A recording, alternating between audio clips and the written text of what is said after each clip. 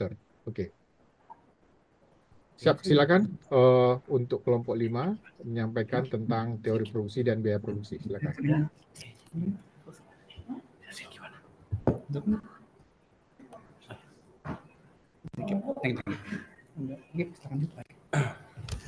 Oke, terima kasih Pak. Oke, Assalamualaikum warahmatullahi wabarakatuh. Om Swastiastu, Namo Buddhaya, Salam Kebajikan. Shalom, selamat siang teman-teman dan Pak Hardi. Perkenalkan, kami dari kelompok 5 akan membahas teori produksi dan biaya produksi. Nah, sebelumnya kami dari kelompok 5 akan perkenalkan diri terlebih dahulu. Perkenalkan, aku Arjun Mekarogan. Saya Reynolds Kevin Pascaliano. Saya Muhammad Rehanur Bitama.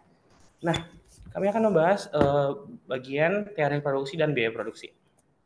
Oke, pertama kita kan apa aja sih yang akan dibahas pada pertemuan kali ini? Itu yang pertama ada konsep dalam teori produksi, yang kedua ada bentuk-bentuk organisasi perusahaan, yang ketiga ada perusahaan berdasarkan teori ekonomi, yang keempat teori produksi dengan satu faktor peubah, selanjutnya ada teori produksi dengan dua faktor peubah, yang keenam ada biaya produksi dan kurva jangka pendek dan panjang, skala ekonomi dan tidak ekonomi, dan terakhir hubungan teori produksi dengan aktuaria dan atau aktuaris.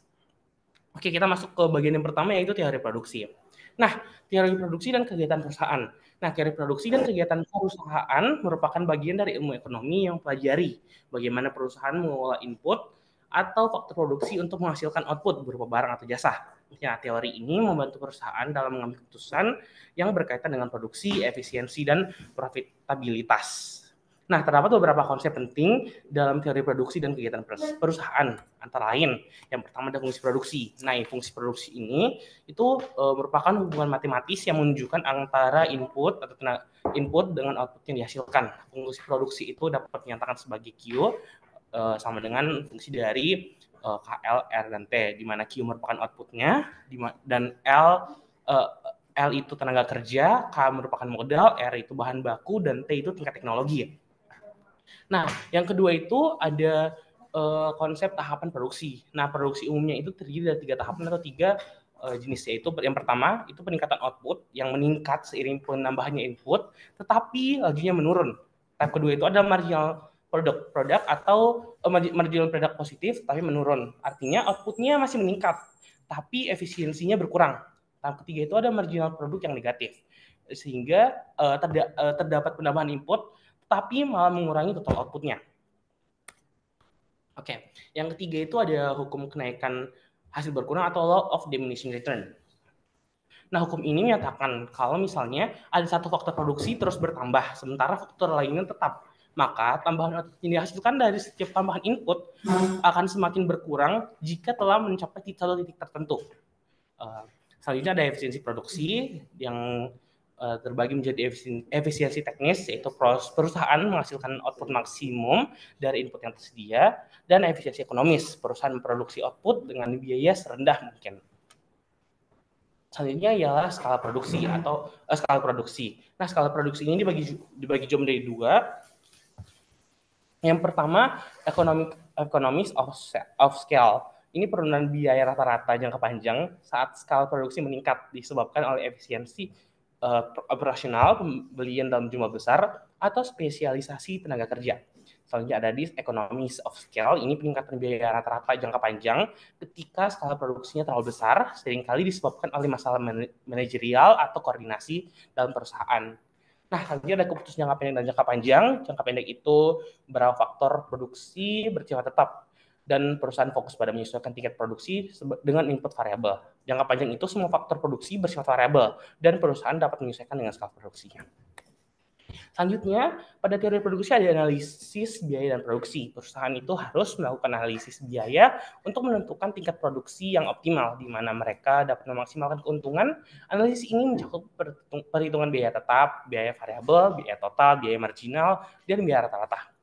Dan terakhir adalah konsep terakhir, yaitu penentuan output optimal. Nah, perusahaan ini menentukan output optimal di mana biaya marginnya itu sama dengan pendapatan margin atau MR. Pada titik ini, keuntungan perusahaan dimaksimalkan karena biaya tambahan untuk memproduksi satu unit lagi sama dengan pendapatan yang dihasilkan.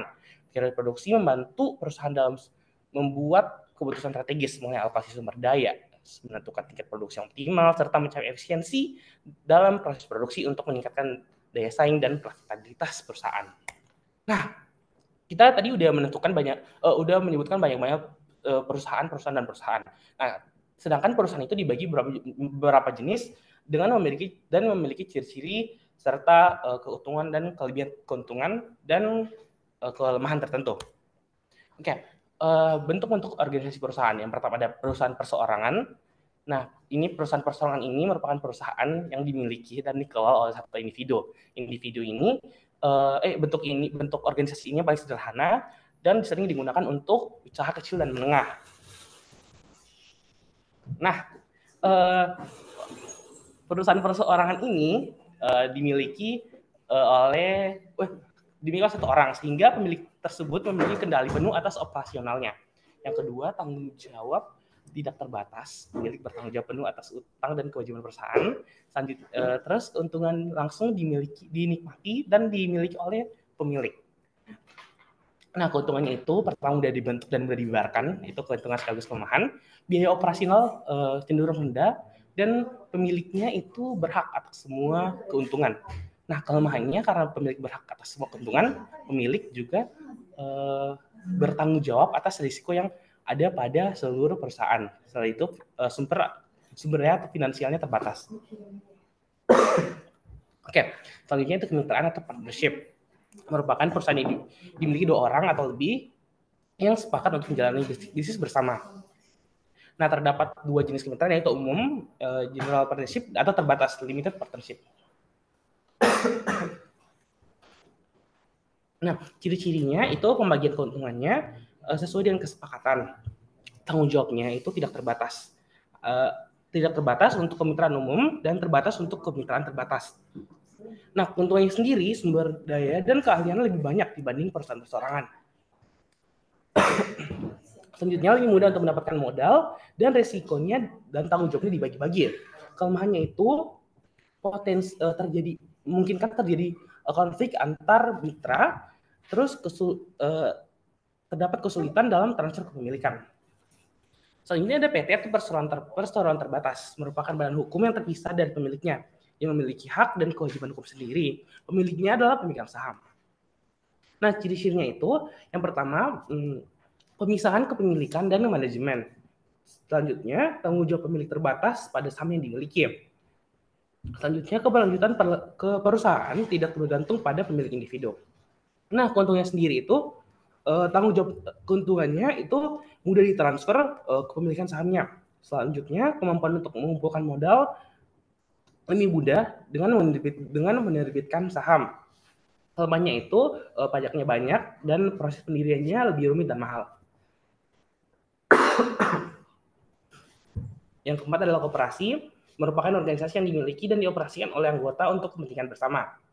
Biasanya ditemukan di sektor-sektor seperti pertanian, perdagangan, jasa keuangan, dan masih banyak lagi. Ciri-cirinya itu berbasis keanggotaan dengan prinsip satu anggota, satu suara. Selanjutnya, tujuan utama adalah kesejahteraan anggota, bukan untuk keuntungan semata. Selanjutnya, pembagian sisa hasil itu berasal dari partisipasi, bukan jumlah saham.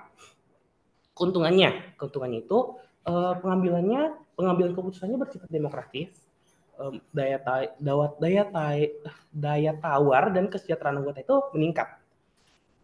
Kelemahannya itu proses pengambilan keputusan biasanya lambat. Selanjutnya, pengolahan dapat menjadi tidak efisien. Nah, yang kelima ada perusahaan perseorangan terbatas atau limited liability company atau LLC. Ini perusahaan yang menggabungkan dari keuntungan perseroan terbatas dan kemitraan, memberikan perlindungan tanggung jawab terbatas kepada pemilik dan fleksibilitas pengelolaan. Ciri-cirinya, pertama itu dimiliki oleh satu orang atau mungkin lebih, itu yang biasa disebut anggota dari perusahaannya. Fleksibel dalam manajemen, tidak ada pajak berganda, jadi keuntungannya dikenakan pada pajak tingkat anggota tertentu. Keuntungannya, itu pertama tanggung jawab terbatas bagi anggota, terus struktur manajemen yang fleksibel, pajak tunggal pada tingkat anggota bukan perusahaan, namun memiliki kelemahan, pertama aturan pengelolaan internalnya bisa lebih rumit. Selanjutnya, proses pembentukan lebih kompleks dibandingkan kemitraan sederhana. Nah, yang bernama ada joint venture, itu merupakan bentuk kerjasama antara 2 atau lebih perusahaan untuk tujuan atau proyek tertentu, biasanya bersifat sementara aja. Ciri-cirinya penggabungan sumber daya dan keahlian untuk mencapai tujuan tertentu. Kesepakatan kerjasamanya biasanya dalam bentuk kontrak. Tanggung jawab, keuntungan, dan risiko dibagi sesuai dengan kesepakatan. Keuntungannya, yang pertama, penggabungan kekuatan untuk menangani biasanya proyek yang besar. Terus akses ke pasar baru dan peningkatan kapasitas. Kelemahannya, terdapat potensi konflik dalam pengelolaan dan kesulitan untuk membubarkan kerjasama setelah proyek selesai. Yang ketujuh adalah public company atau perusahaan publik. Ini merupakan perusahaan yang sahamnya dipegang oleh bursa efek dan dimiliki oleh masyarakat luas. Ya, ciri-cirinya pertama tunduk kepada regulasi yang ketat dan persyaratan keterbukaan informasi. Selanjutnya, saham dapat dibeli dan dijual oleh publik. Selanjutnya dikelola oleh dewan direksi yang bertanggung jawab kepada pihak saham. Keuntungannya pertama reputasi dan kepercayaan yang kepada publik itu lebih tinggi. Selanjutnya akses ke modal dalam jumlah besar melalui penawaran umum. Kelemahannya biaya tinggi untuk memenuhi regulasi serta tekanan dari pemegang saham untuk kinerja jangka pendek dan maupun jangka panjang. Oke, yang terakhir yaitu perusahaan negara atau state-owned enterprise. Ini merupakan perusahaan yang dimiliki dan dikelola oleh pemerintah, seringkali bertujuan untuk menyediakan layanan publik. Ciri-cirinya dapat menerima subsidi atau perlindungan dari pemerintah. Itu selanjutnya berfokus pada pelayanan masyarakat selain mencari keuntungan. Selanjutnya sering berada di sektor-sektor strategis seperti energi, transportasi, telekomunikasi, dan masih banyak yang lain. Keuntungannya, pertama, akses mudah ke dana dan sumber dari pemerintah. Stabilitas operasional lebih tinggi karena dukungan negara, tapi memiliki kelemahan potensi inefisiensi karena tidak didorong oleh profitabilitas. Selanjutnya, pengaruh politik dapat mempengaruhi manajemen. Nah, setiap bentuk organisasi perusahaan memiliki karakteristik, keuntungan, dan kelemahan yang masing-masing membuatnya kurang lebih cocok untuk menjadi tujuan bisnis. Pemilihan bentuk-bentuk organisasi yang tepat sangat penting untuk mencapai tujuan operasional perusahaan, mengelola risiko, dan memastikan keberlanjutan jangka panjang perusahaan. Oke, baiklah. Sekarang saya akan menjelaskan mengenai perusahaan berdasarkan teori ekonomi. Ini pertama, dalam teori ekonomi sudah pasti tujuan utama perusahaan adalah untuk memaksimalkan keuntungan. Tentu saja itu harus melalui penggunaan SDA atau sumber daya manusia sama sumber daya alam yang secara efisien. Semua perusahaan, entah itu kecil, besar, ataupun apapun itu, tujuannya itu pasti sama, yaitu untuk mencari keuntungan maksimum dengan produksi barang dan jasa sesuai permintaan pasar, dan sebisa mungkin itu dengan modal yang sekecil mungkin. Tetapi maksimalkan keuntungan itu bukan satu-satunya tujuan perusahaan. Beberapa mungkin mengutamakan peningkatan penjualan, pertumbuhan jangka panjang, atau kesejahteraan sosial. Dengan kata lain, perusahaan dapat mempunyai berbagai tujuan yang beragam selain keuntungan maksimal, namun tetap mengacu pada efisiensi dalam operasi penjalanan perusahaan tersebut. Nah, untuk mencapai tujuan maksimum keuangan itu bisa dan dua, itu dari fungsi produksinya dan juga meminimumkan biaya produksi. Pada bagian fungsi produksi itu merupakan hubungan antara faktor-faktor produksi seperti tenaga kerja, tanah, modal, dan keahlian usahawan. Kalau dari teori ekonomi, faktor produksi itu yang dapat berubah itu hanyalah tenaga kerja. Oleh karena itu, untuk menggambar hubungan antara faktor produksi yang digunakan adalah tenaga kerja dengan faktor produksi. Jadi untuk fungsi produksi yang paling berperan adalah tenaga kerja. Lalu pada bagian untuk menentukan komposisi faktor produksi yang akan meminimumkan biaya produksi, produsen tentunya perlu memperhatikan dua hal, yaitu besarnya pembayaran pada faktor produksi tambahan dan juga besarnya pertambahan hasil penjualan yang diwujudkan oleh faktor produksi yang tambah tersebut. Nah, itu adalah teori produksi dengan satu faktor berubah. Nah, pada saat ini ada beberapa konsep utama. Yang pertama, total produk. Total produk itu TP atau produk total. Produk total itu merupakan total output yang dihasilkan oleh suatu perusahaan atau produsen dengan memakai sejumlah input tertentu. Misalnya, faktor tenaga kerja, maka produk total menggambarkan jumlah output yang dihasilkan oleh jumlah tenaga kerja yang digunakan. Lalu ada juga produk marginal. Marginal itu secara itu dinotasikan sebagai MP. MP ini adalah dapat dihitung dengan perubahan produk total dibagi perubahan jumlah tenaga kerja. Produk marginal ini adalah tambahan output yang dihasilkan dari penggunaan satu unit tambahan faktor produksi yang berubah. Sementara faktor lainnya itu kita anggap tetap. Misalkan itulah produk marginal tenaga kerja yang diperoleh dari tambahan satu pekerja lagi, sementara modal dan faktor lainnya itu tetap. Yang ketiga adalah produk rata-rata atau average product. Untuk menghitung average product itu dengan cara membagi TP produk total dengan jumlah tenaga kerja. Itu adalah rata-rata jumlah output yang dihasilkan oleh setiap unit faktor produksi yang berubah. Di sini kita lihat kurva produksi. Di sini bisa dilihat kalau produksi totalnya itu lumayan naik, akan tetapi kalau untuk produksi marginal itu akan mencapai suatu puncak tertentu nanti, tapi setelah puncak itu akan turun. Lalu untuk produksi rata-rata akan lumayan lumayan di bawah itu kurvanya. Lalu kita coba next, itu adalah kebagian teori produksi dengan dua faktor berubah. Teori produksi dengan dua faktor berubah ini merupakan konsep dalam ilmu ekonomi yang menggambarkan hubungan antar input dan output pada proses produksi jika dimisalkan terhadap dua jenis faktor produksi yang dapat diubah faktornya. Faktor yang dipakai dalam teori produksi ini adalah modal dan tenaga kerja. Hal ini karena kedua faktor tersebut dapat dipertukar-tukarkan penggunaannya. Dalam teori ini kita punya dua konsep, yaitu dimana satu kurva produksi sama atau isoquant, dan kedua adalah garis biaya sama alias isocost. Pada isokon itu, di sini kurva yang dipakai itu menunjukkan kombinasi berbagai jumlah input, yaitu seperti inputnya ada ini IQ3, IQ2, dan IQ1.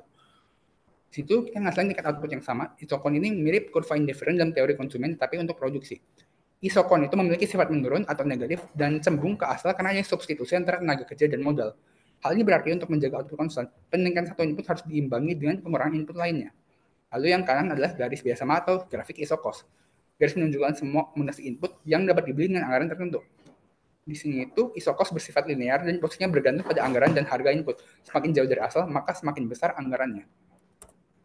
Di sini adalah gabungan dari isocost dan juga isoquant. Di sini kita dapat ada beberapa titik-titik tertentu untuk cari tahu bagian yang optimal itu seperti dari harga dan juga jumlah inputnya itu. Lalu ada juga ini bagian selanjutnya teori biaya produksi. Teori biaya produksi itu adalah bagian dari ilmu ekonomi yang berfokus pada biaya yang dikeluarkan produsen pada produksi barang atau jasa yang dipengaruhi oleh berbagai faktor. Faktor tersebut seperti jumlah output produk, harga bahan baku, dan lainnya.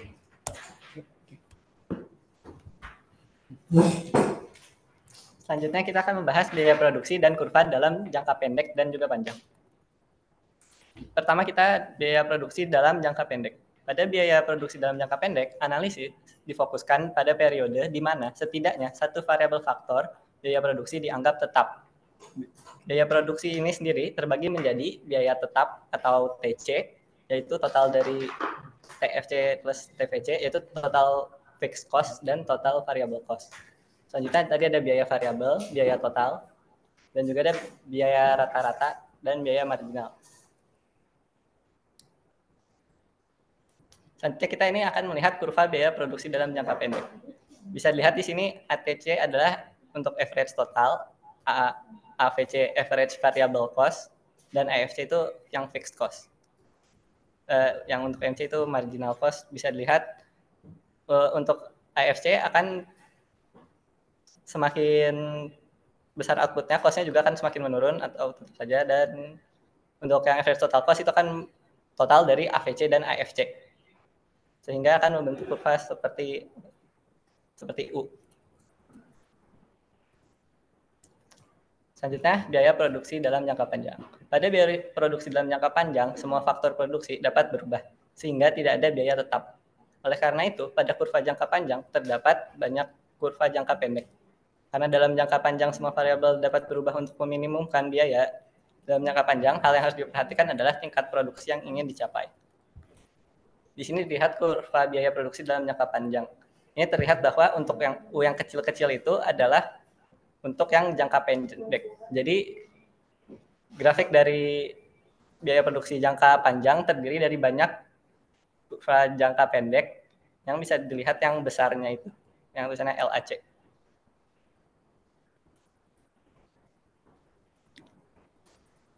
Selanjutnya akan dibahas skala ekonomi dan tidak ekonomi.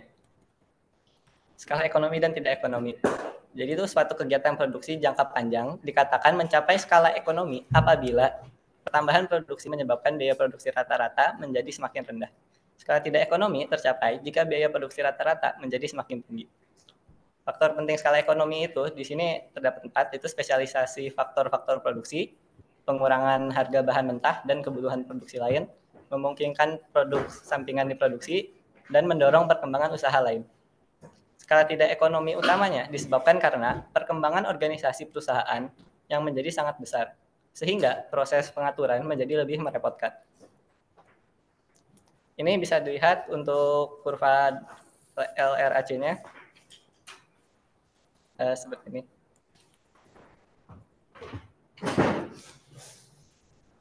Selanjutnya akan dibahas tentang teori hubungannya antara teori produksi dan aktuaria. Hubungan teori produksi dengan aktuaria itu di sini kita ambil beberapa. Yang pertama ada optimisasi biaya dan risiko. Dalam konteks asuransi atau pengelolaan risiko, teori produksi membantu perusahaan asuransi untuk memaksimalkan efisiensi dalam hal operasional dan penggunaan sumber daya. Sementara itu, aktuaris memprediksi risiko terkait dengan produk-produk asuransi seperti premi, cadangan, dan klaim. 2. Peramalan dan keputusan finansial.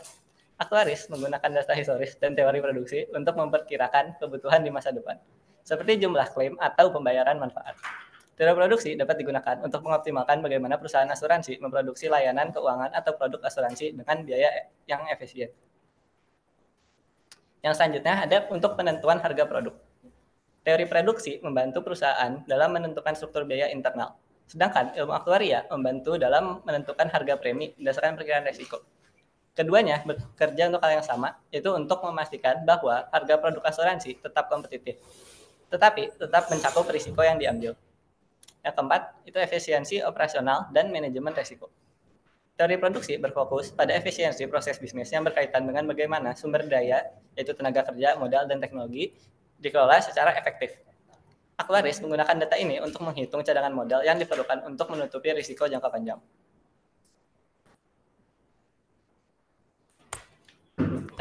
Ya, cukup segitu untuk presentasi dari kelompok kami. Mohon maaf dari kesalahan. Terima kasih. Oke, kita beri applause untuk kelompok ini. Selamat ya. Oke. Kita Oke.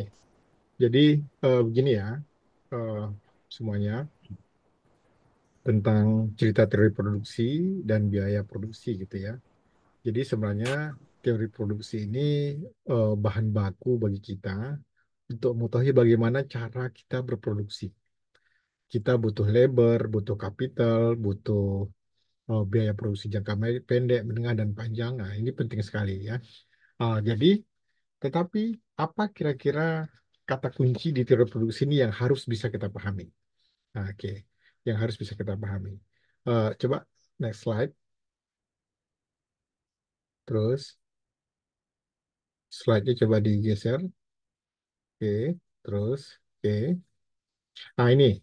Nah, jadi fungsi produksi itu ada produksi. Yang dimaksud produksi itu apa? Tahu nggak? Jadi barang yang diciptakan atau jasa yang tercipta dikalikan dengan harga. Itu disebut dengan output. Key ya. Output yang dihasilkan. Kalau kemarin kita bicara key dan P, key itu kuantitas, P itu harga. Kalau di teori produksi, kalian harus paham, key itu adalah output ya. Eh, Kemudian fungsi dari kapital, labor ya, tenaga kapital modal, labor itu tenaga kerja, kemudian bahan baku dan teknologi. Nah, jadi inti dari teori produksi ini adalah kita ingin mengetahui bagaimana output yang tercipta dari kapital atau labor yang tersedia. Oke, coba bisa stop share screen. Saya coba share screen. Oke, nah, terima kasih ya. Nah, jadi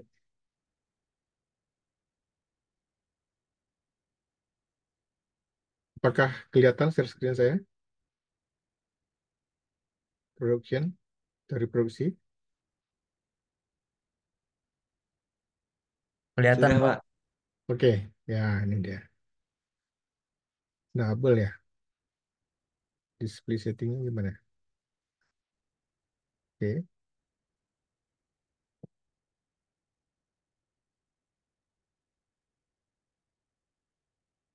oke. Ini tampilannya sudah satu apa dua apa satu kelihatan di sana? Ya. Oke.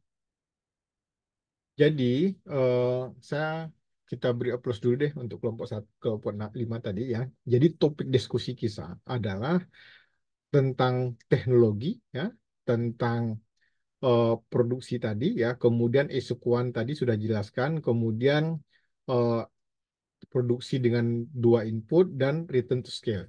Nah, jadi intinya kalau kalian mau mengembangkan usaha itu return to scaling ini kata kuncinya sebenarnya ya. Nah, jadi saya ini akan sepintas saja, tetapi saya fokus ke nanti menjelaskan dengan grafik-grafik ya. Oke, jadi eh, studi consumer behavior ya, behavior itu sebenarnya eh, itu berhubungan dengan consumer preference itu sendiri ya, kemudian budgetnya dan maksimal maksimal utility yang maksimum utility. Dan semua ini itu berhubungan dengan keputusan berproduksi ya.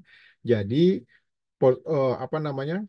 eh, produsen atau perusahaan itu akan dalam berproduksi, keputusan berproduksi itu eh, apa namanya? Mereka itu juga mengikuti tiga ide tadi, ya, tiga ide tadi. Apa itu? Ya, ide yang tentang bagaimana perilaku konsumennya, bagaimana budget konsumen di daerah tersebut, dan bagaimana maksimum utility, fungsi maksimum utility dari konsumen di daerah tersebut.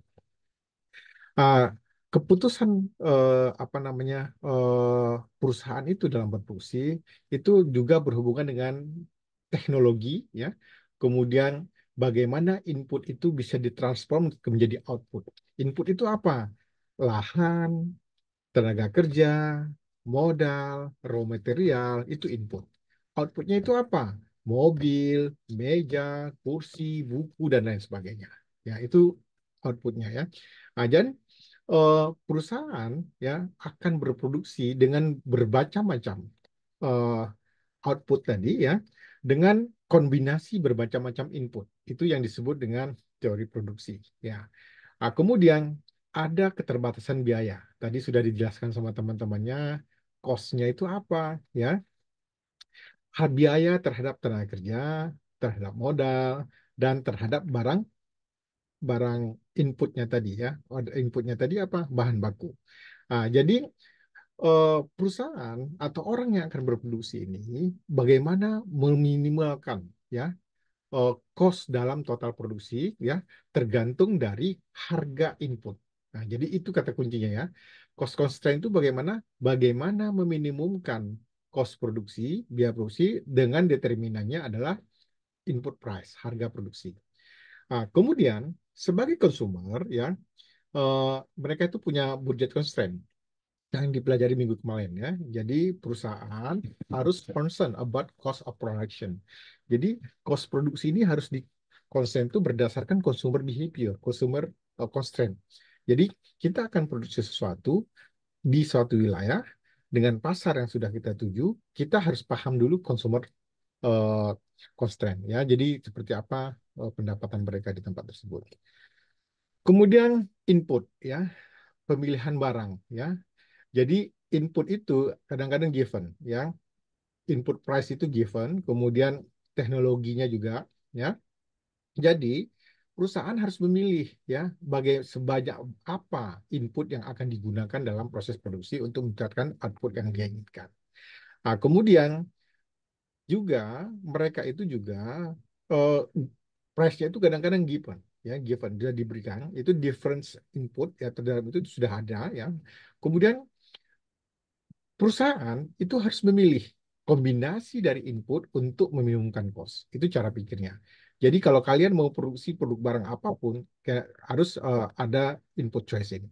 Inilah yang disebut dengan uh, bagaimana kita mengalokasikan biaya proses dalam produksi supaya misal labornya lebih murah, kemudian dapat produksi dengan lebih banyak tenaga kerja kalau labornya murah ya, tetapi sedikit modal. Itu kalau kalian pernah dengar labor intensif perusahaan itu artinya apa? Labor di sana itu murah, maka dia itu lebih banyak labor dibandingkan modal. Dan apa perusahaan seperti itu? Dan sebaliknya, kalau capital insentif lebih banyak modal dibandingkan dengan modal uang dibanding modal atau teknologi dibandingkan dengan tenaga kerja.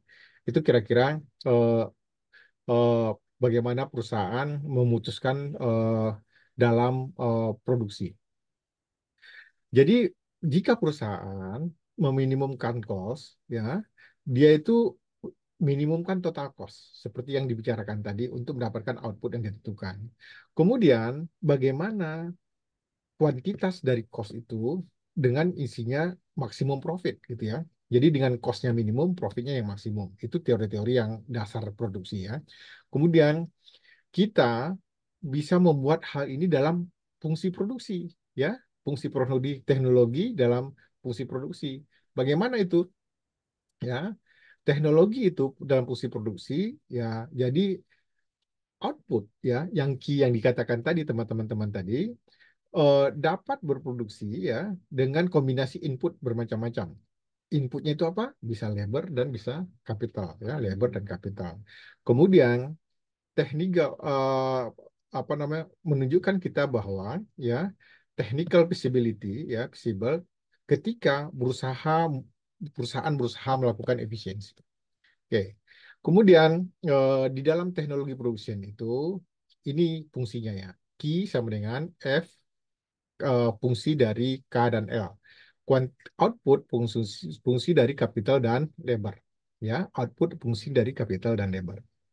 Oke, di mana produksi fungsi ini adalah eh, di mana teknologinya sudah given di dalamnya. Jadi teknologi itu masuk di capital, teknologi itu masuk di labor.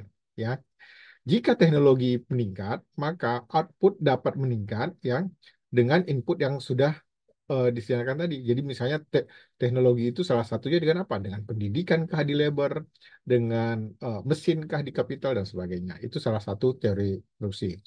Kemudian yang tadi sudah dijelaskan short run versi long run ya, itu kita ini saja. Intinya gini, di dalam perusahaan itu, kalau di dalam long run ya, peak cost-nya itu tadi sudah tidak ada lagi. Ya semuanya dari variable cost. Kenapa? Perusahaan itu bisa jalan jangka panjang.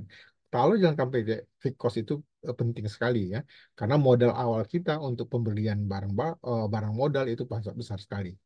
Ya, jadi di dalam short run atau versus long run ya, eh, apa namanya? Menyesuaikan produksi ya dari sisi input dan lainnya. Kemudian perusahaan harus mempertimbangkan input ya dalam waktu yang sudah ditentukan. Kemudian dalam long run dan short run kita harus paham tadi ya ada fungsi produksinya. Oke. Kemudian short run ya. Ini kalau short run itu intinya bahwa input ada fixed cost ya input adalah fixed cost, kemudian dia quantity kalau kita akan membuat kuantitas atau mau produksi faktor tidak bisa dirubah karena dalam jangka pendek dari periode waktu kuantitas yang akan kita desain. Tetapi dalam long run ya jumlah waktu yang dibutuhkan itu input itu adalah variabel yang seperti yang tadi. Uh, jadi short run dan long run itu bukan hanya time spesifik ya, tetapi dari sisi cost tadi ya. Ah, kemudian contoh dari produksi tadi ya, eh, dari satu barang gitu ya, dan barang dan labor ya. Saya coba misalnya contohnya ini ya.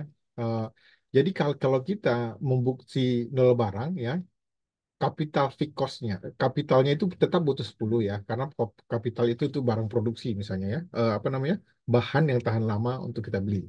Tetapi labornya nol, kapitalnya tetap 10, maka output yang dibentuk nol. Ya, karena nggak ada labor untuk bekerja. Tapi kalau labornya satu, kapitalnya tetap 10, output yang tercipta bisa 10. Nah, kemudian penambahan jumlah labor ini itu akan menambah jumlah outputnya. Tetapi dalam jangka panjang gitu, apa namanya, outputnya. Tetapi tambahan output jika tambahan labor itu beda-beda. Kalau satu bisa jadi 10, kalau dua bisa jadi 30. Tambahan itu sampai 20. Tapi kalau tiga bisa tambahnya 30 gitu ya. Kalau empat tambahannya cuma 30 dan sebagainya. Ini kira-kira total variabel atau apa namanya labor kombinasi labor dan kapital yang menghasilkan output, gitu ya. Nah, ini kalau kita penjelasannya tadi sebenarnya eh, yang paling penting adalah apabila input bertambah, terutama labor, maka akan menambahkan output pada saat tertentu, maka produktivitasnya itu jauh lebih tinggi dibandingkan yang lain dengan kapital yang sudah ditentukan. Itu kata kunci dari apa namanya variabel input tadi. Kemudian selanjutnya eh, keputusan-keputusan ini tuh saya lewati aja ya. Tadi sudah ada.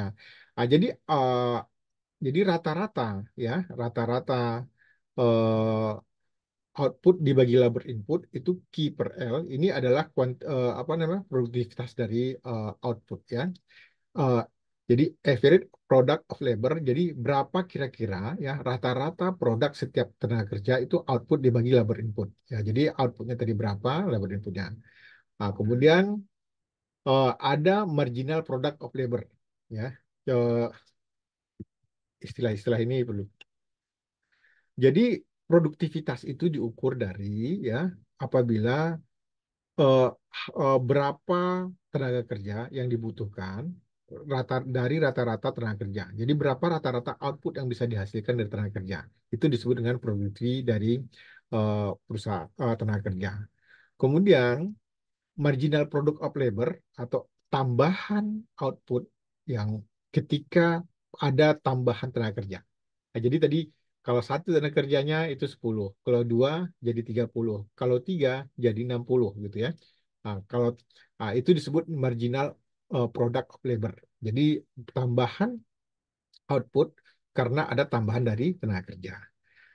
Kemudian perubahan output dibanding tenaga kerja itu disebut dengan MPL, marginal product of labor. Ya, tadi average-nya sekarang apa? Jadi perubahan output terhadap perubahan labor. Ya, oke. Ini tadi. Jadi kan ini jumlah tenaga kerjanya itu 0 sampai 10 ya. Ini jumlah kapitalnya tetap sama. Ya, labornya yang berubah ya. Total outputnya adalah eh, ini sudah ditentukan ya hasilnya tadi. Di sini baru kita bisa tentukan berapa average product ya. Jadi Q per L. Q-nya ini total output dibagi L. 0 per 0 ya. 10 per 1, 30 per 2. Ini 10, 15, 20. Jadi ini rata-rata output per pekerja, ini average product ini, rata-rata output per pekerja, ini average product AP ya. Kemudian marginal product, rata-rata tambahan ya, tambahan eh, apa namanya output gara-gara penambahan tenaga kerja. Halo, apakah masih di ruangan teman-teman? Masih, Pak. Oh masih ya, takutnya udah nggak di ruangan, saya ngomong sendiri. Oke, jadi saya pastikan ya, ini penting banget nih teman-teman. Kalau kalian mau mengembangkan usaha atau apapun lah istilahnya ya. Ini cara cara pikirnya ya. Oke, saya coba displaynya tadi apa ya? Oke, ini full screen nggak kelihatan di sana? Kecil, Pak. Oh kecil ya. Saya coba ya. Saya coba lagi. Oke.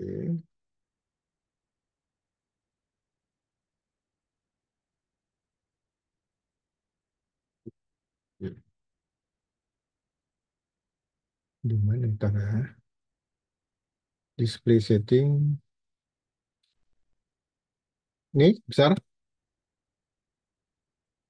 Sudah, Pak. Oke ya. Jadi gini. Ini menarik ya. Ini kalian harus tahu. Ini marginal product. Jadi kalian tuh harus tahu sebenarnya berapa tenaga kerja yang sebenarnya dibutuhkan perusahaan ini kar- dan yang paling efektif ya. Jadi sebenarnya dengan misalnya ini dengan tenaga kerja 7 ya, maka marginal produknya hanya 4. Jadi marginal produknya apa? Satu orang itu hanya bisa menghasilkan 4 empat apa namanya? 4 output. Sebenarnya di 3 ya, dia itu satu orang itu bisa menghasilkan 30 ya. Kalau 4 itu 20, kalau 5 itu 15, kalau 6 itu 13. Jadi sebenarnya ini naik kemudian turun lagi. Nah, tetapi modal kita ini kan sudah tetap. Jadi modal itu kalian bisa bayangkan ya. Kalian membangun pabrik ya, sudah beli mesin dan sebagainya. Ya, kalau kalian punya pabrik, membeli mesin dan sebagainya butuh 10 miliar gitu ya. Kemudian dengan tenaga kerja 1.000 kamu bisa mendapatkan 10 ribu produk misalnya ya. Dua bisa 20 ribu ya. Kalau kalian sebagai yang punya pabrik, kalian akan produksi seberapa banyak? Mungkin ada yang mau jawab. Berapa berapa labor yang kalian kerjakan yang ikut di sini, yang kalian sarankan? Ya. soalnya kalau lebarnya sudah 9 itu maka per ininya jadi minus gitu ya. Nah, gitu. Nah, jadi ini yang harus bisa diputuskan. Inilah dengan mempelajari teori ini kalian bisa tahu nanti kira-kira berapa apa namanya seperti sebatas apa produksi yang bisa dilakukan oleh perusahaan ini. Oke. Nah, kita lihat ya. Oke. Jadi how bagaimana output yang bergerak ya berdasarkan labor ya. Kemudian output maksimumnya adalah 112 unit ya. Kemudian average and marginal produknya itu adalah marginal product jika positif itu dari total output yang penting meningkat intinya ya. Kemudian marginal product yang product itu maksimum ya. Itu yang inti dari eh, inti dari keputusannya. Jadi ini ya, ini labor, ini output per month ya. Nah, jadi sekarang ini ada sorry. Oke. Jadi ini kan ada A, B, C, D ya. Ini yang dikatakan A, B, C ya. eh, A, B, C ini ya. Ini adalah titik di mana yang disebut dengan increasing return to scale. Increasing return to scale. Ini adalah titik-titik optimal ya, yang terutama C lah ya. Titik-titiknya dengan 4 labor dia itu bisa menciptakan berapa produk. Ya, jadi ini kita kembali ke ini ya. Nah, ini ya, dengan 4 labor dia itu bisa menciptakan 80 produk ya. Ya. Kemudian average produknya itu 20, marginal produk itu 20 ya. Jadi intinya keputusan itu akan kita ambil ya ketika yang pertama adalah how out dengan perubahan output maksimalnya adalah 112 unit. Mana 112 unit? Ini ya, di poin 7 ya. Poin 7 ya. Saya tanya tadi, apa keputusan kalian? Ini keputusan di sini ada di poin 7. Jadi tenaga kerjanya 7 ya. Kemudian average marginal produknya itu yang penting positif katanya. Ya bukan karena apa? Karena kapitalnya itu kan sudah habis itu tetap bisa dikurangi, tetap bisa ditambah. Jadi itu makanya kita usahakan yang penting marginal produknya itu tetap positif, maka itu akan jadi keputusan kita. Kemudian marginal produk cross average product yang penting yang paling maksimum. Nah, ini sekarang titiknya, ini adalah total produk yang kita ciptakan yang 112 tadi ya. Pada titik D tadi ya, 8 pekerja ya. Itu D-nya itu apa namanya pada 8 pekerja, itu marginal produk itu sama dengan 0 tadi ya. Nah, jadi poin D adalah output dengan maksimal, output maksimisasi ya. Jadi output maksimum. Jadi artinya dari A sampai sebelum D ini adalah namanya increasing return ya, increasing return. Peningkatan labor ya itu akan meningkatkan output. Itu disebut dengan increasing return to scale. Oke? Nah, ini kalian harus ingat nih, increasing return to scale. Yang kedua ya namanya eh, kita tadi sorry saya tadi menanyakan total produk ya total produknya 112 tadi yang kedua kita akan bicara tentang apa namanya average produk. Jadi kalau pekerja dia tidak satu pekerja dapat 10, dua pekerja dapat 20, tiga pekerja dapat jadi berapa, kemudian itu rata-rata produknya berapa EP-nya ini seperti ini. Nah, jadi ini yang increasing return itu sampai titik ini ya, increasing return to scale ya. Tetap ada positif dia. Sedangkan setelah dapat ini itu decreasing return. Jadi istilahnya uh, decreasing return itu apabila outputnya apa pekerjaannya ditambah, maka apa namanya outputnya akan berkurang. Semakin tambah pekerjaannya itu outputnya akan berkurang. Itu setelah 8 ya. Kemudian eh, ini marginal product. Marginal product itu gimana? Optimalisasi. Jadi setiap tambahan pekerja mereka itu produktifkah dan sebagainya. Jadi sebenarnya yang paling produktif itu 3 tenaga kerja. Itu sudah sampai outputnya itu sampai 30 tambahannya gitu kan. Marginal product. Ini disebut dengan marginal product, ini average product. Kalau ini titik 3 dan 4 ini ya titik E adalah jadi titik E atau MP ya marginal product ya itu lebih besar dari average product ya, tetapi efek produknya itu masih meningkat. Nah, itu di kiri ya. Kemudian titik E di kanan E, ini sorry, ini di kiri E ya. Di kiri E itu marginal produknya itu lebih besar dari average product yang di kiri ya. Sedangkan yang di kanan E adalah marginal product lebih besar dari lebih kecil daripada average product ya. Apinya turun ya. Jadi titik E adalah titik marginal product sama dengan average product maksimum. Nah, jadi titik maksimumnya adalah pada kondisi adalah eh, pada kondisi ada 4 ya. Jadi average product sama dengan produk. Itu adalah titik maksimum. Jadi pada unit 8 ini adalah marginal produknya itu sudah jadi nol. Jadi setiap tambahan labor itu tidak bisa menambahkan tenaga kerja output lagi ya. Itu adalah output maksimum ya. Jadi marginal product dan average product tadi ya, ketika marginal product lebih besar dari average product is increasing. Ya, itu tadi. Kemudian ketika marginal product lebih kecil dari average product adalah menurun. Nah, ketika marginal product sama dengan nol, total product adalah maksimum. Oke. Kemudian marginal product cross average product adalah maksimum. Nah, jadi maksimumnya sebenarnya adalah marginal product average product itu di titik maksimumnya. Jadi product curve itu akhirnya secara geometrik adalah relationship-nya adalah antara total product dan average product dan marginal product. Jadi slope-nya adalah eh, origin to apa namanya rata-rata produk ya. Jadi eh, pada titik B yang tadi ya, average produk sama 60/3 itu 20 dengan slope yang origin to B atau dengan total produk yang ditentukan. Ini contohnya ya, contohnya dari sini ya. Ah, ini gambar labor tadi kan, labor yang di kiri, kemudian ini output yang tercipta 112. Oke. Ini adalah titik C, ini ada titik increasing return, titik oke. Nah, titik B, kemudian pada titik B ini adalah average product, slope lainnya adalah eh, total product ya, searah dengan total product ya, seperti ini. Jadi intinya titik 4 ini ya, titik 4 ini adalah titik maksimum ya, titik maksimum. Kalau titik 3 titik titik eh, titik E tadi titik E, titik perpotongan average product dengan marginal product. Kemudian di sini ada lagi ya, ada lagi marginal product slope eh, dengan dari total product. Jadi intinya begini, intinya bahwa di titik ini itu ada penurunan tetapi ada peningkatan. Ya, jadi intinya gini, penurunan dari sisi total produksinya, marginalnya, tetapi eh, apabila ditambah tenaga kerja itu akan meningkat. Jadi intinya begini ya, kalau kalian ingin punya perusahaan ya, ap- kalian itu kalau dari sisi investasi kapitalnya itu akan tetap ya, tetap biasanya ya, karena itu investasi awal.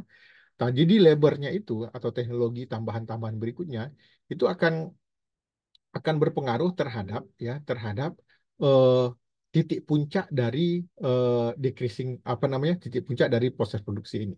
Nah, semakin jadi dari titik ini sampai titik ini adalah titik yang paling kita cari, dengan titik puncaknya adalah di titik D ini. Artinya apa? Constant return scale pada saat penambahan labor itu tidak bisa lagi menambah output, malah mengurangi output. Jadi misalnya labornya kebanyakan, maka akan menyebabkan bahwa perusahaan itu bisa rugi. Nah, ini increasing return, ini constant return, dan ini decreasing return.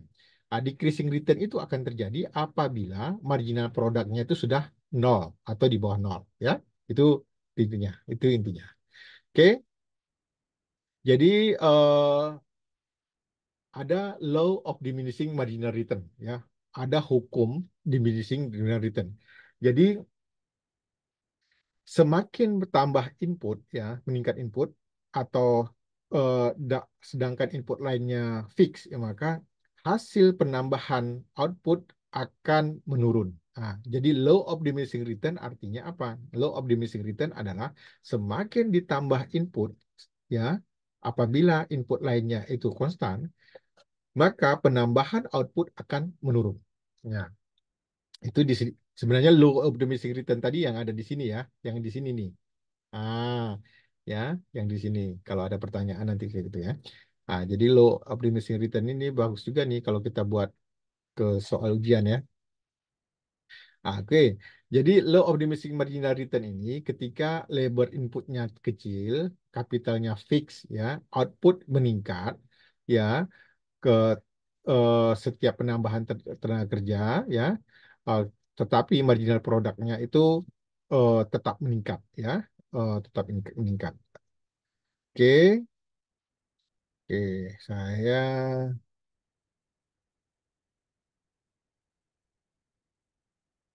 oke.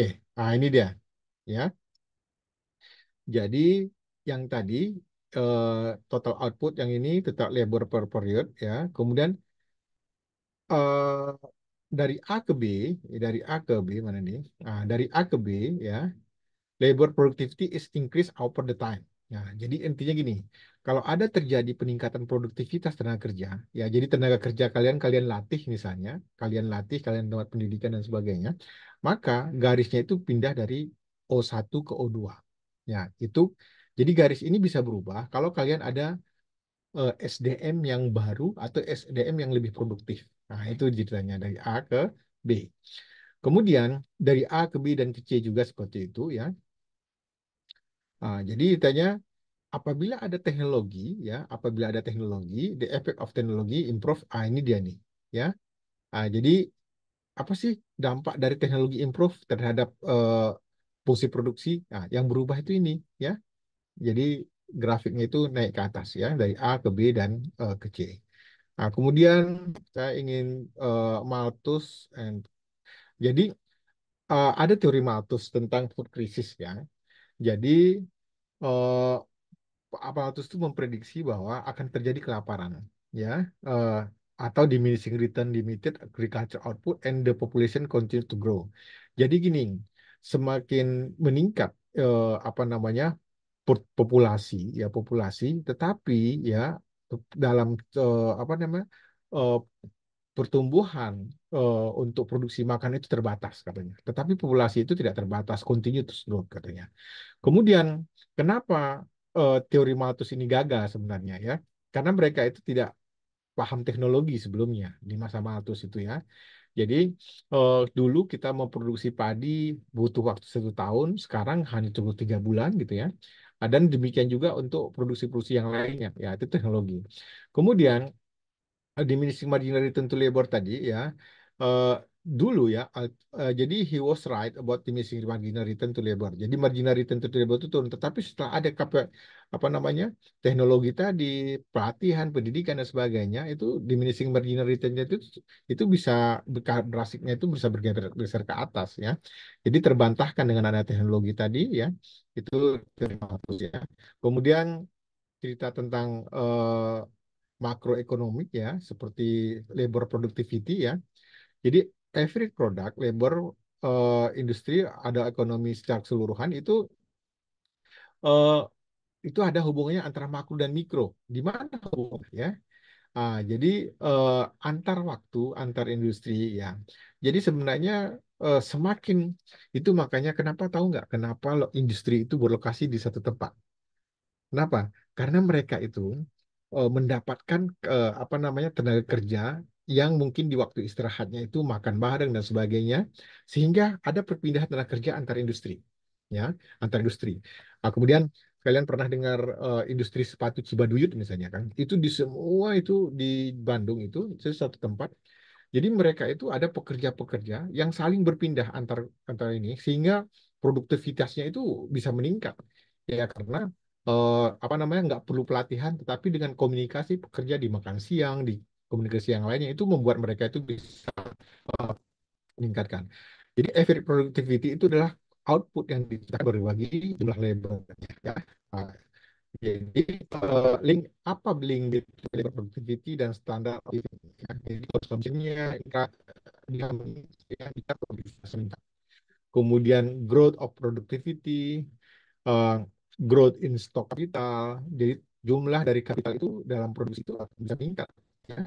Kemudian perubahan teknologi itu yang bisa meningkatkan labor productivity ya. Development of new technology ya. faktor production lebih efisien gitu. Itu intinya. Oke. Kemudian tren dalam productivity ya, trennya itu apa? Ya, itu labor productivity, yang productivity growth yang tadi ya. Kemudian US productivity ya terjadi kadang di daerah-daerah maju ya, itu produktivitasnya itu bisa lebih rendah dibandingkan daerah lain. Kenapa daerah maju bisa lebih rendah? Karena itu sudah sampai titik teknologinya, dari kemampuannya dan sebagainya. Nah, dan biasanya tenaga kerja jauh lebih mahal. Kayak gitu kan. Jadi productivity growth in development country has been decreased. Tetapi di daerah negara-negara maju ya itu banyak sekali sebetulnya. Jadi eh, jadi intinya adalah standard of living itu understanding di across country itu penting. Jadi apa sih eh, di di di Australia bisa 12 dolar apa namanya sekitar berapa ya?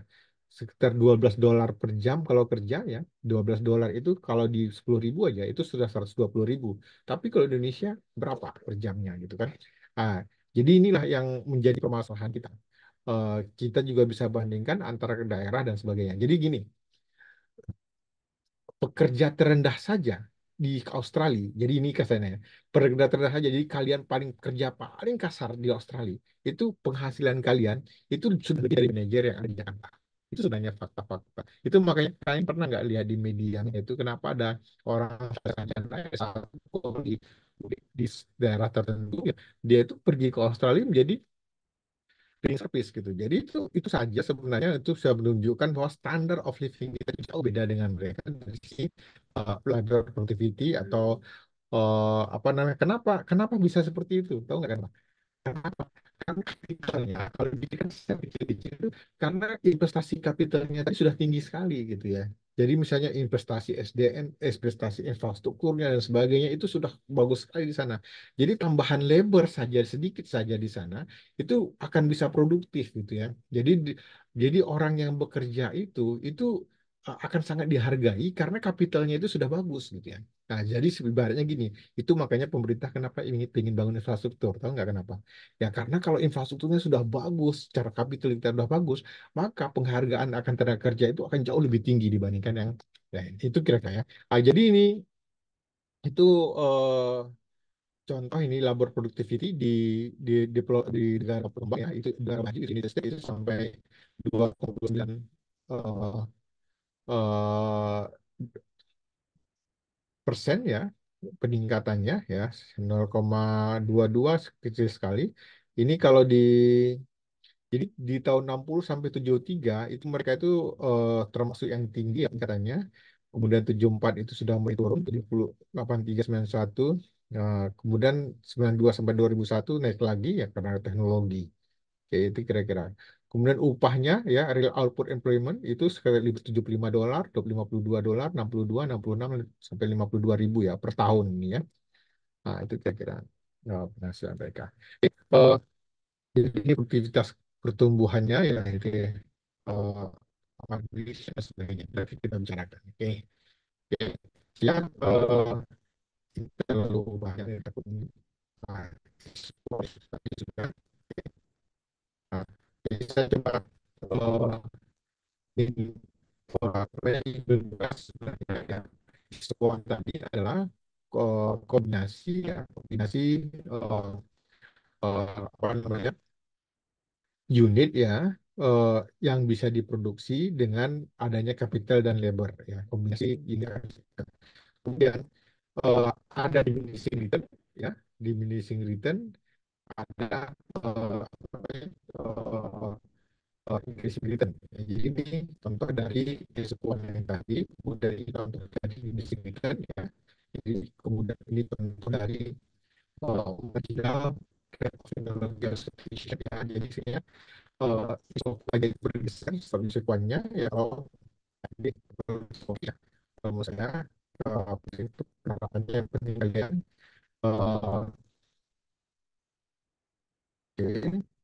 Jadi ini ada increasing return jadi increasing return itu gini diminishing return increasing return ada return to scale oke. Jadi saya ingin Kalian nomor tiga ini. Pakai substitution. Oke. Oke. Nah, sekarang kita kemudian. Oke, sepintas saja ya. Oke. Nah, jadi sekolah yang di sini.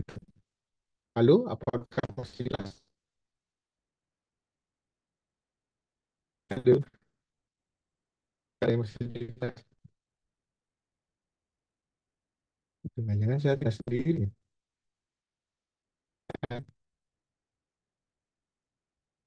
Halo? Kelihatan Pak.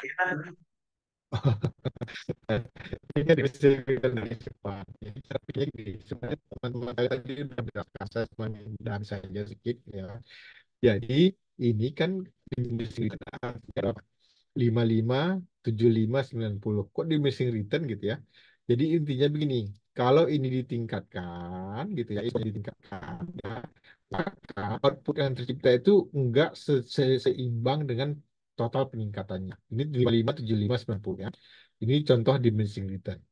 Kemudian, eh, jadi intinya increasing labor holding capital constant ABC atau increasing capital holding labor constant EDC gitu ya.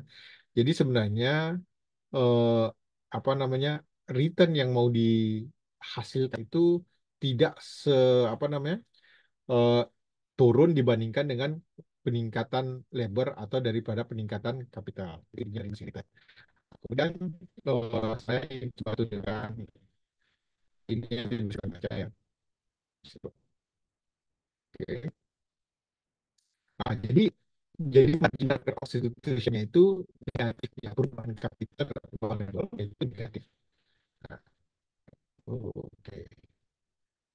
Kemudian ada namanya lagi yang kedua adalah eh, ini marginal of marginal of substitution. Jadi artinya jadi marginal rate of technical substitution itu sebenarnya gambar dari ya perubahan teknologi ya itu akan meningkatkan ataukah menurunkan output.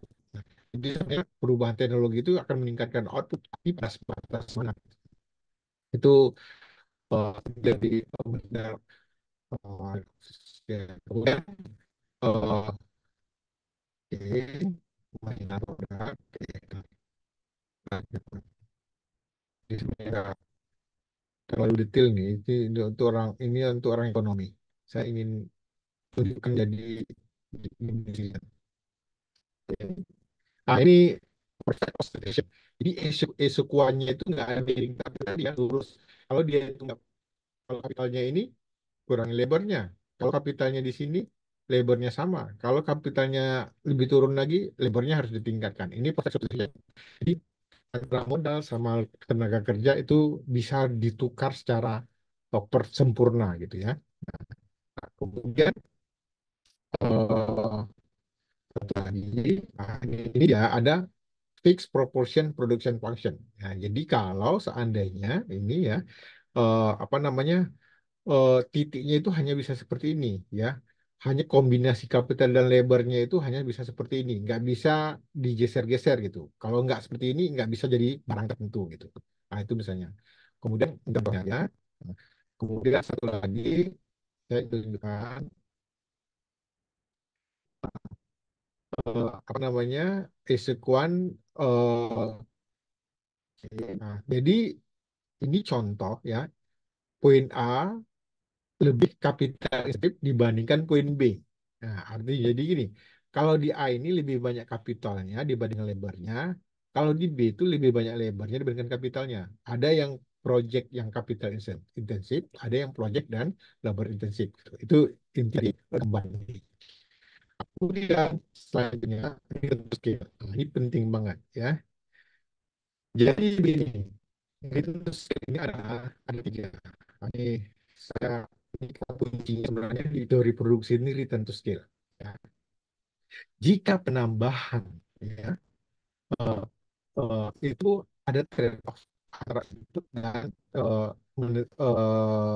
dengan income. Ya.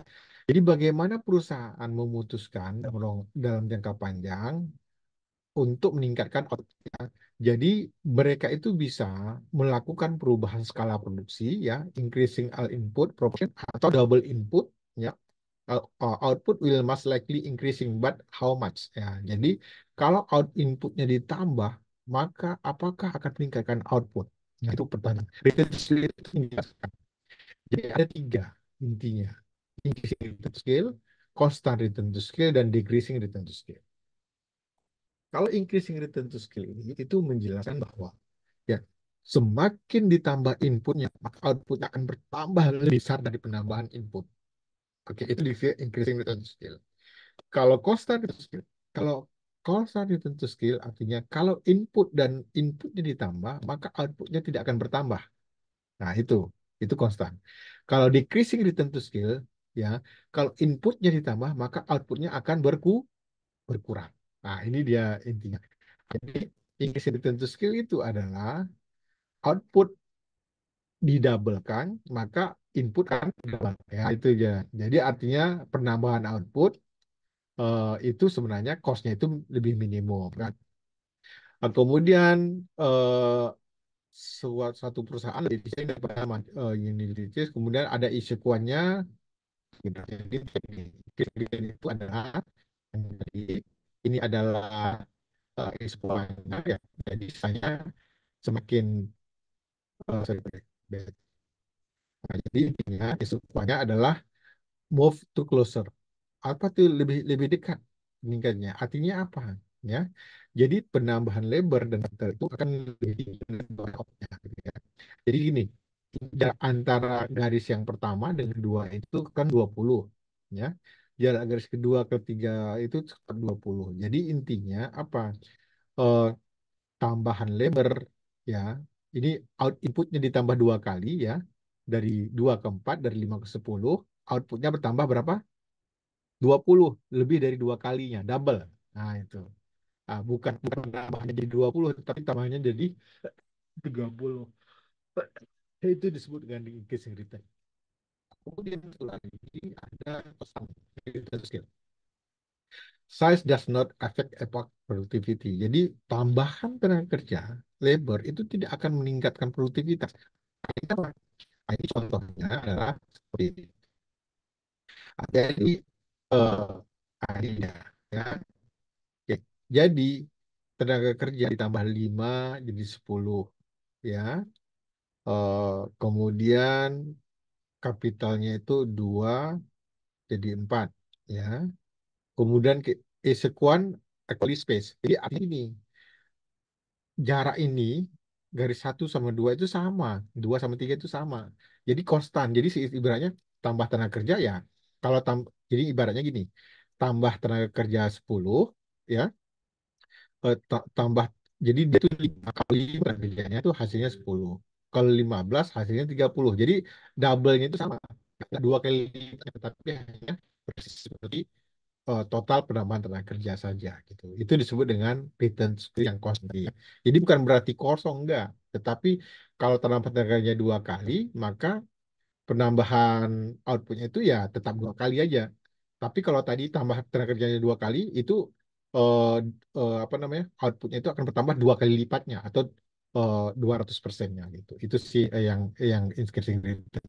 Nah, itu kira-kira satu lagi decreasing return ya. Decreasing return itu adalah efisiensi dengan size yang besar ya. Reduction ability sebanyak ini. Nah, jadi ini dia contohnya.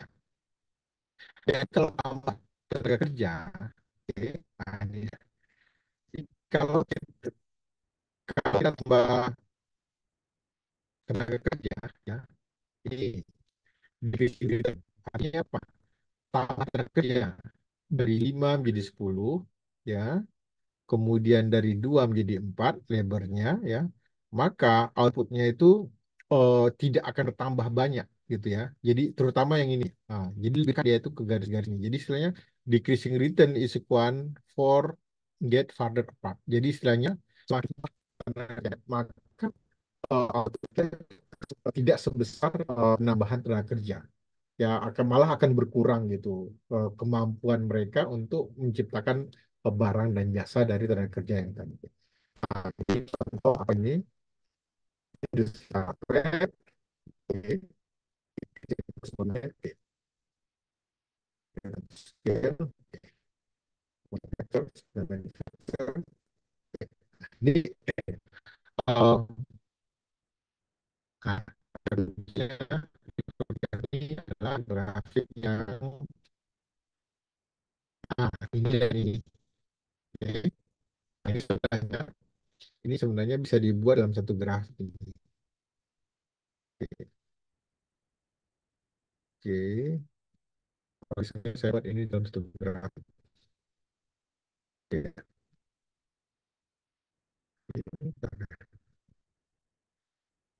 Copy. Hmm.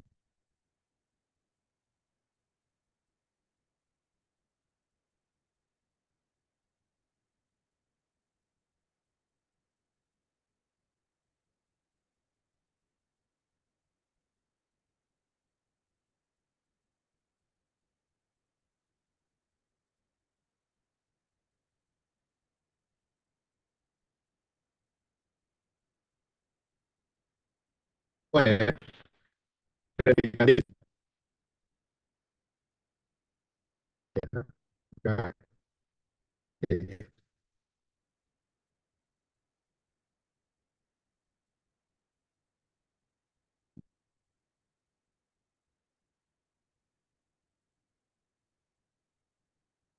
Nah, ini kita kunci ya.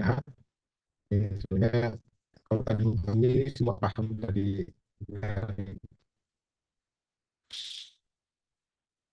nah, jadinya ya, jadinya ini pada saat eh, apa namanya ini adalah sebenarnya di titik 4 ya.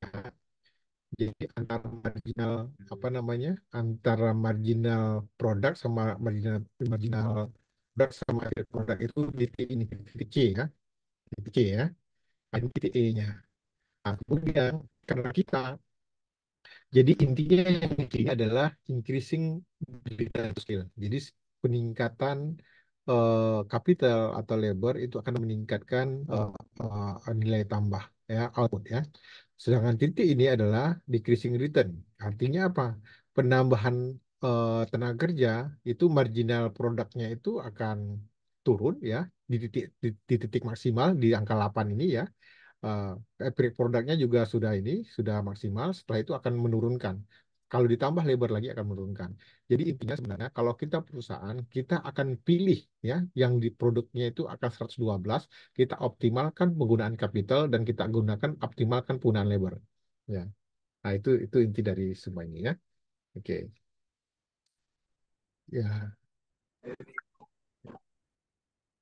nah, silakan ada pertanyaan atau ada yang mau di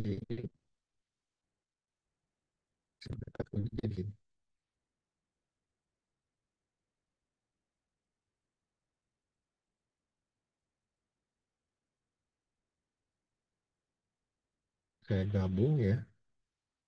Oke. Ya.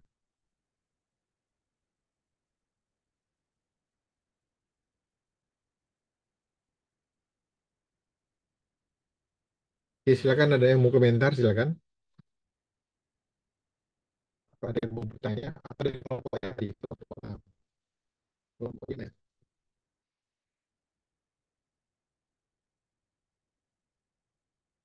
Halo.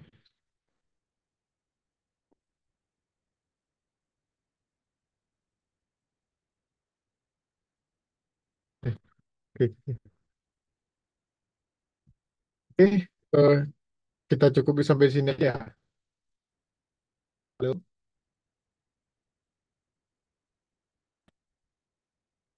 halo, halo, halo semuanya. Saya ini ya, memulai yang meeting ya.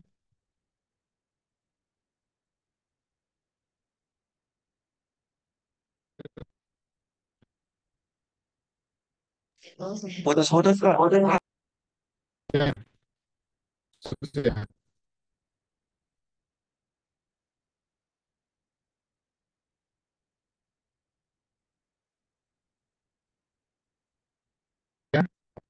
makasih ya. Saya mungkin ya, kelompok untuk membuat dua soal tadi ya. Nanti penjelasan detailnya nanti kita akan punya ya. Kemudian depan kita bisa ketemu. Maaf bila ada kekurangan ya. Wassalamualaikum warahmatullahi wabarakatuh.